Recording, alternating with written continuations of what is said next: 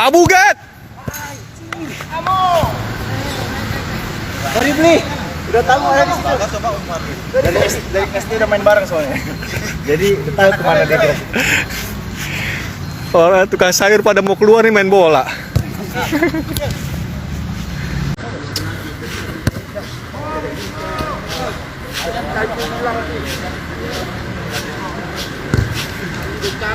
No fall, lawan. No fall. Ya. Bewok. Ya. Let's go. Let's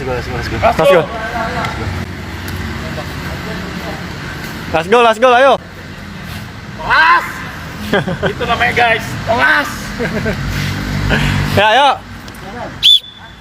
Terakhir nih, 1 gol.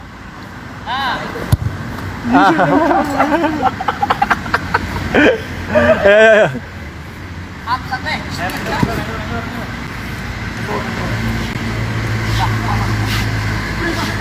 Hati itu nggak bisa berdusta. Baik daging tersebut maka baik semuanya. Baik hati tersebut maka baik semuanya. Buruk hati tersebut maka buruk semuanya. Hati yang baik akan melahirkan pemikiran yang baik, maka niscaya perbuatan yang baik. Hati yang kotor akan melahirkan pikiran yang kotor, maka niscaya perbuatan yang kotor. Kalau kita jadi manusia, yakin bahwasanya Allah itu ada, Allah lebih sayang sama kita, melebihi sayangnya orang tua kepada kita. Kita kalau punya orang tua, sayang nggak sama kita?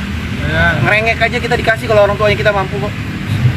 Nangis aja kita dikasih, nggak usah sampai nangis. Waduh, nurut, nyapuin, bersihin, mijitin, wah baik-baikin, deketin, ya kan? Dikasih sama orang tua kita. Sama Allah Subhanahu Wa Taala menjanjikan hambanya apa yang dijanjikan oleh Allah. Allah menjanjikan jannatu adnin tajri min tahtiha al-anharu khalidina fiha abadan. Allah menjanjikan surga. Allah menjanjikan surga. Allah menjanjikan kenikmatan. Allah iming-imingin kita kalau kita beriman bertakwa dikasih surga sama Allah, dikasih keselamatan, ketenangan, kehidupan. Kalau kita beribadah kepada Allah, Allah bilang kamu akan mendapatkan kenikmatan di surganya Allah. Gimana Allah berfirman di dalam Al-Quran?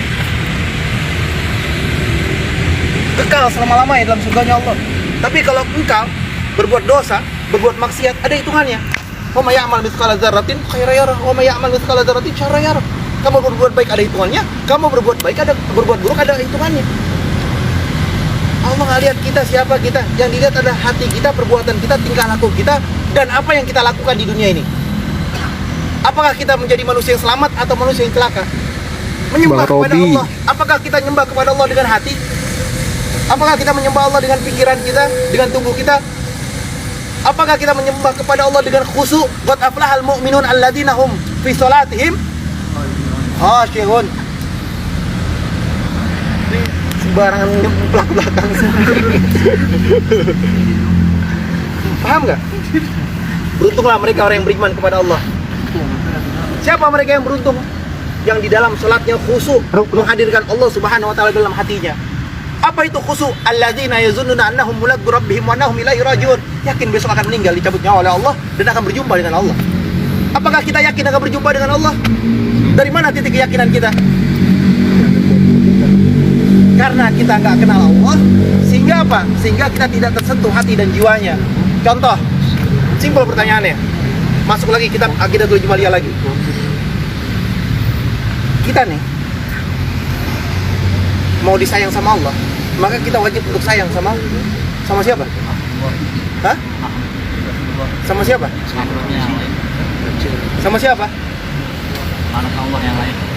Qul in kuntum tuhibbunallaha fattabi'uni yuhibbukumullah. Katakanlah ya Muhammad, kalau engkau mau mendapatkan cintanya Allah, siapa itu engkau? Semua umatnya Rasulullah. Rasulullah suruh bilang ke semua umatnya, Qul in kuntum tuhibbunallaha fattabi'uni yuhibbukumullah. Katakanlah ya Muhammad, kalau misalkan umatmu semuanya nih, termasuk kita semua nih, mau mendapatkan cintanya Allah, maka kita cinta kepada Rasulullah. Barulah kita mendapatkan cintanya Allah Subhanahu wa taala. Yaghfir lakum dzunubakum. Tidak akan diampuni dosa-dosa kita oleh Allah Subhanahu wa taala. Siapa yang diampunin? Yang cinta kepada Rasulullah dan cinta kepada Allah. Nggak mungkin kita kenal Allah tanpa mengenal Rasulullah. Nggak mungkin kita bisa dekat dengan Allah tanpa mencintai Rasulullah. Jadi kuncinya di dalam kitab tauhid ini, kalau kita mau mendapatkan cintanya Allah Subhanahu wa taala, harus cinta kepada Rasulullah. Sampai dalam hadis dijelaskan, la yu'minu ahadukum hatta akuna ahabba ilaihi min walidihi, waladihi, wa malihi, wa nasi ajmain. Dia akan beriman seorang tersebut sebelum dia cinta kepada Rasulullah melebihi daripada cintanya kepada hartanya, anaknya, istrinya, suaminya, atau siapapun yang mereka cintai di muka bumi ini. Kalau dia cinta kepada Rasulullah, wajib dia mencintai segala sesuatunya melebihi dari apapun, barulah dia mendapatkan cintanya Allah Subhanahu wa taala. Tapi bagaimana dikatakan dia cinta kepada Allah, cinta kepada Rasulullah? Simple. Ketika kita cinta sama seseorang, kalau dia punya anak, dia cinta kepada anaknya. Sekarang saya tanya, kalau misalkan ada seseorang yang dia rindu, dia cinta kepada orang tersebut, siapapun mereka, entah istrinya, entah anaknya, atau siapapun yang dia cintain, kalau kira-kira 6 bulan gak ketemu, rindu gak? Rindu, Beb. Setahun gak ketemu, rindu gak? Rindu, Beb. Rindu gak? Kalau disebut namanya, tersentuh gak? Bisa, Beb.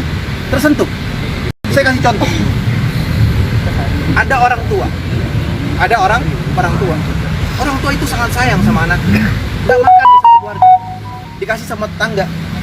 Dikasih nasi sama telur. 1 piring doang. Anaknya cuma ada 3. Kira-kira bapak sama ibunya makan apa enggak? Dibelah 3 pasti, dibagi 3. Kalau anaknya 2, dibelah 2. Anaknya ada 1, dikasih semuanya sama anaknya, suruh makan. Sebegitu cintanya orang tua terhadap anak. Misalkan anaknya jauh di mana, setahun 2 tahun gak ketemu, disebut nama anaknya aja kaget, merinding. Atau dia disebut nama orang yang dia cintain, tersentuh hatinya. Sekarang saya tanya, ketika disebut nama Allah Subhanahu wa taala, tersentuh gak hatinya? Bergetar gak jiwanya? Disebut nama Rasulullah, tersentuh gak hatinya? Bergetar gak jiwanya? Kalau kita belum bisa tersentuh hati kita, belum bisa tersentuh jiwa kita untuk disebut nama Allah, jauh daripada kebaikan, jauh daripada keimanan dan ketakwaan kepada Allah Subhanahu wa taala. Berarti ditanya ini, sholatnya selama ini ngapain? Ngajar wujud Allah itu ada, yakin Allah itu ada,